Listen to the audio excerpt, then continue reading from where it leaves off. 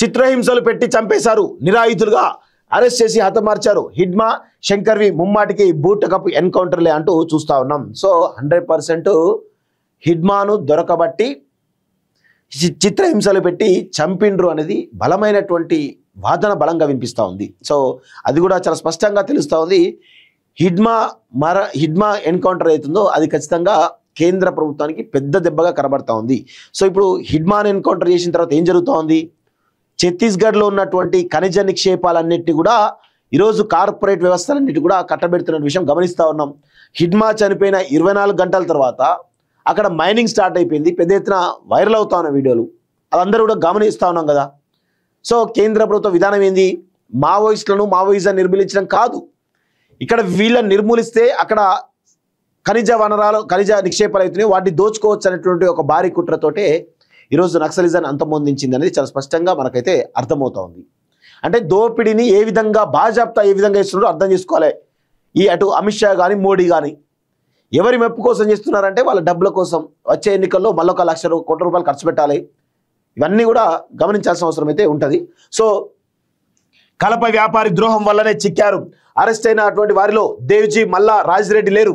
మరో 50 మందిని అరెస్ట్ చేశారు. మావోయిస్టు పార్టీ సంచలనిక DKSZC వికల్ప్ పేరిట విడుదల అంటూ చూస్తా ఉన్నాం. సో ఆపరేషన్ కగార్లో భాగంగా ఇటీవల ఏపీలోని మారేడుమల్లి, రంపచోడవరం పరిధిలో జరిగినటువంటి ఎన్కౌంటర్లపై దండకారణ్య స్పెషల్ జోనల్ కమిటీ వికల్ప్ పేరిట సంచలన లేఖను విడుదల చేసింది. మావోయిస్టు పార్టీ కేంద్ర కమిటీ సభ్యుడు, దండకారణ్య స్పెషల్ జోనల్ కమిటీ కార్యదర్శి కామ్రేడ్ హిడ్మాతో పాటు మరో 5గురు AOB SZC సభ్యుడు కామ్రేడ్ శంకర్ రవి ముమ్మాటికి హత్యలేనని ఆ లేఖలో వికల్ప్ తీవ్ర ఆగ్రహం వ్యక్తం చేశారు. పోలీసులవి పక్క బూటకపు ఎన్కౌంటర్లని తమ వాళ్ళ నిరాయుధులుగా అరెస్ట్ చేసి చిత్రహింసలు పెట్టి హతమార్చారని పేర్కొన్నారు. హిడ్మా గత 15న చికిత్స నిమిత్తం విజయవాడకు వచ్చిన సమయంలో ఆంధ్రప్రదేశ్ పోలీసులు అరెస్ట్ చేసి 3 రోజులు చిత్రహింసలు పెట్టారని, అనంతరం అదే నెల 18న ఆయన అనుచరులను ఎవరి కంట పడకుండా అల్లూరు సీతారామరాజు జిల్లాలోని మారేడుమల్లి అటవీ ప్రాంతంలో తీసుకెళ్లి హతమార్చారని ఆరోపించారు. అదేవిధంగా 19వ తేదీన రంపచోడవరం మండలంలో కామ్రేడ్ శంకర్ సహా మరో 6గురిని హతమార్చారని రాసుకొచ్చారు. ఇలా మొత్తం 13 మంది మావోయిస్టులు హతమయ్యారని, 50 మందిని అరెస్ట్ చేశారని పేర్కొన్నారు. బస్తర్లో ఆదివాసీలపై నరసంహారం. నిజంగా ఈరోజు మావోయిస్టులు అని చెప్తూ ఆదివాసులు చంపుతా ఉన్నారు. చాలా దారుణం ఇది. ఈ దేశ మూలవాసులైనటువంటి ఆదివాసీ బిడ్డలని మావోయిస్టుల పేరిట పెద్ద ఎత్తున ఎవరైతే అక్కడ ఉన్నట్టు మైనింగ్ అడ్డుకుంటా ఉన్నారో మావోయిస్టుల పేరిట వాళ్ళని చంపుతా ఉన్నటువంటి సంఘటనలు మనం చూస్తూ ఉన్నాం. ఈరోజు ఇంత పెద్ద ఆపరేషన్ కగారు పేరిట జరుగుతున్నటువంటి మారణకాండ అవుతుందో మెజారిటీగా చనిపోతున్నది ఆదివాసీలే, మావోయిస్టులు కాదు, నక్సలైట్లు కాదు.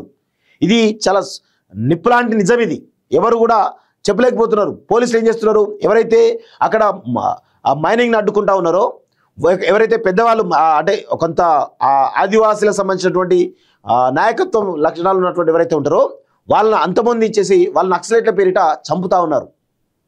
చాలా దుర్మార్గం ఇది. నరసంహారం జరుగుతూ ఉంది ఈ ఆదివాసీ బిడ్డల పైన. భారతదేశాన్ని కార్పొరేట్ హిందూ దేశంగా మార్చాలని బ్రాహ్మణీయ హిందుత్వ ఫాసిస్టు RSS BJP ప్రభుత్వాలు కగారు యుద్ధం సాగిస్తున్నారని లేఖలో పేర్కొన్నారు. సో నేను అదే అంటున్నాను, ఈ కేంద్ర ప్రభుత్వానికి మోడీ అమిత్ షాలకు పాకిస్తాన్ మీద యుద్ధం చేయడానికి మాత్రం చేత కాదు, చైనాతో యుద్ధం చేయడానికి మాత్రం చేత కాదు. పాకిస్తాన్ సీజ్ ఫైర్ అనగానే ఉచ్చబోసుకొని సీజ్ ఫైర్ అంటారు, చైనా సీజ్ ఫైర్ అనగానే ఉచ్చబోసుకొని సీజ్ ఫైర్ అంటారు.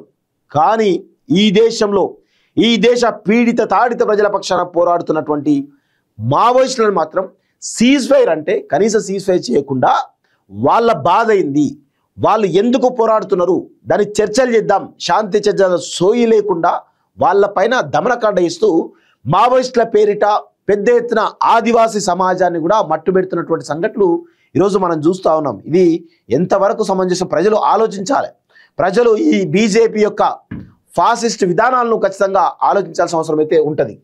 సో బస్తర్లో ఆదివాసులపై నరసంహారం జరుగుతుందని, ఇటీవల ఘటనలో పలువురు గ్రామస్తులు కూడా హతమయ్యారని వెల్లడించారు. ఈ హత్యలపై వెంటనే న్యాయ విచారణ జరిపించాలని, దోషులను శిక్షించాలని డిమాండ్ చేశారు. అదేవిధంగా ఆపరేషన్ గగారును వెంటనే ఆపాలని దేశవ్యాప్తంగా ప్రజా ఉద్యమాలు చేపట్టాలని పిలుపునిచ్చారు. అరెస్ట్ అయినటువంటి 50 మంది మావోయిస్టులకు న్యాయ సహాయం అందించాలని, వారి విడుదలకు కృషి చేయాలని ప్రజాపక్ష న్యాయవాదులు హక్కుల కార్యకర్తలకు విజ్ఞప్తి చేశారు. ప్రజలు అబద్ధ ప్రచారాలకు లొంగకుండా విప్లవోద్యమంలో దృఢంగా నిలబడాలని దండకారణ్య స్పెషల్ జోనల్ కమిటీ లేఖలో పేర్కొన్నట్టు చూస్తాను. దేవ్జీ మల్లారెడ్డి అరెస్ట్ కాలేదు. అరెస్ట్ అయిన వారిలో మావోయిస్టు పార్టీ అగ్రనేతలు దేవ్జీ రాజ్రెడ్డి లేరని, అందుకు సంబంధించి పోలీసులు ఇప్పటివరకు ఎలాంటి అధికారిక ప్రకటన చేయలేని విషయం అందరికీ తెలిసిందే అని అన్నారు. సో ఇక్కడ ఏంటంటే మావోయిస్టు పార్టీని ఒక రకమైనటువంటి దానిలోకి తీసుకుపోయేటువంటి ఒక ప్రయత్నం చేస్తున్నట్టుగా తెలుస్తోంది.